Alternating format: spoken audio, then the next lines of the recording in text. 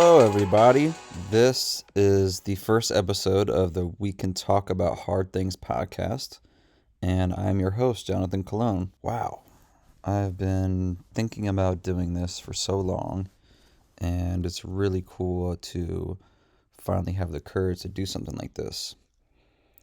So, the We Can Talk About Hard Things podcast is meant to be a raw, open showcase of how truly free the human spirit is when we're free of inhibition and of being tied to cultural norms. So, in this podcast, we really want to break down some of the things that we have done for decades and how we hope to break these practices and hopefully be able to unlearn some of these things that have been passed down upon us, but not necessarily things that we want to keep going with. So, I am not going to spare any prisoners with my first topic, which is going to talk about modern dating. And a lot of people, since the invention or bringing about of dating apps, have really had trouble adjusting to this new dating landscape.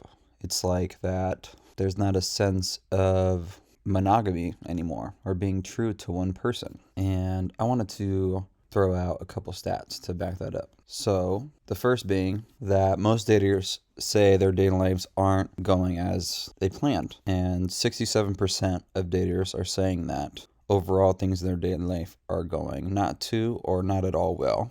And 75% of daters are saying that they have found it very to somewhat difficult to find people to date in the past year. Now, this is through a combination of factors, which have to do with basically personal preference, right? Something that I wanted to harp on was how we've kind of gotten to this point. I think we've always had this idea of monogamy and being with one person through the rest of our life through our parents and through traditional movies and media. But I think one thing that doesn't get necessarily talked about is the infidelity aspect of that. If there was like hands in the room, how many times have we heard about cheating or about people getting into situations that don't suit what they desire because they want to go along with what everyone else is telling them to do? So here are some marriage infidelity statistics.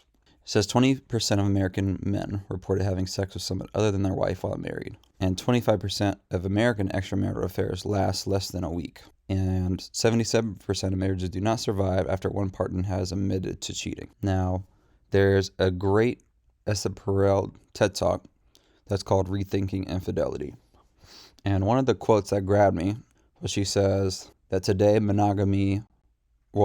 now monogamy used to be one person for life. And today monogamy is one person at a time. Which, if you really think about it, is true because we are with somebody and we can be technically monogamous with them. But a lot of fluidity of these relationships are very fast. Don't really have these long-lasting relationships as previous. So one thing that I think needs to get talked about is how instead of looking for somebody as our equal or someone as to be a benefit to our life, we've kind of made somebody to be, or we need them to complete this list. And Esther also talks about this as well. She was like, we want our person to be the greatest lover, our best friend, the best parent, trusted confidant, emotional companion, intellectual equal. That this person like typically doesn't exist. Like we're placing a lot of pressure on somebody and it's breaking us in a way. So the thing that I wanted to present is ethical non-monogamy. It is obviously highly controversial, but I think that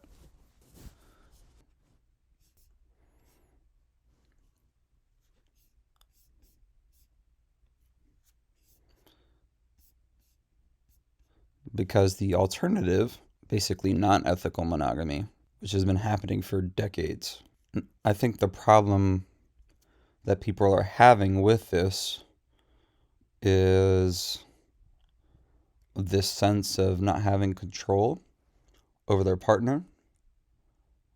But when you think about it, when did we ever have control? You never had control over when your significant other cheated on you. You never had control over meeting the person in the first place. So these barriers that we present to ourselves, I think, can be broken down if we communicate to our partners. So I just wanted to talk about what it means to practice ethical non-monogamy, which, first off, is basically you and your partner agreeing on what you want and don't want to happen.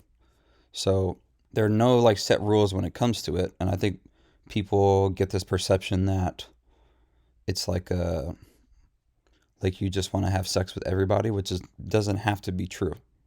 Okay? These can be basically a polyamorous situation. It could be an open relationship, or it could be swinging. There's various types of non-monogamous relationships, and it's all about communicating these things to your partner and them being okay with it. So honesty is the first thing, right?